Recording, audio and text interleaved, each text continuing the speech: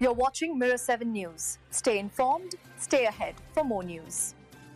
It was all New York under the lights at Madison Square Garden as the Knicks took down the Boston Celtics 105-95 in a game that felt like a statement of intent for the 2025-26 NBA season. From the very start, the Knicks imposed their rhythm, controlled the pace, and never allowed Boston to find any offensive flow. The night started with both teams trading baskets in the paint, trying to set the tone early. The Celtics came out sharp from beyond the arc, grabbing a narrow 30-22 lead after the first quarter. Jaylen Brown led their early surge, while the Knicks looked a bit hesitant, searching for their footing. But that shaky start didn't last long. Everything flipped in the second quarter. The Knicks exploded with a stunning 42-14 run that completely silenced Boston's momentum. Madison Square Garden roared as New York's defense tightened, forcing turnovers and missed shots while pushing fast breaks with precision. Their three-point shooting came alive too, 11 makes compared to Boston's 8.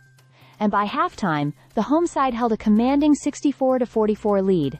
Boston tried to recover in the third quarter, opening with an 8-0 run to trim the deficit, but New York quickly regrouped. Karl-Anthony Towns and Jalen Brunson led the charge, combining poise and firepower on both ends. Brunson's 19 points and Towns' 18 highlighted a balanced attack that kept the Celtics at arm's length. Meanwhile, Mitchell Robinson's dominance in the paint ensured Boston couldn't find easy looks inside.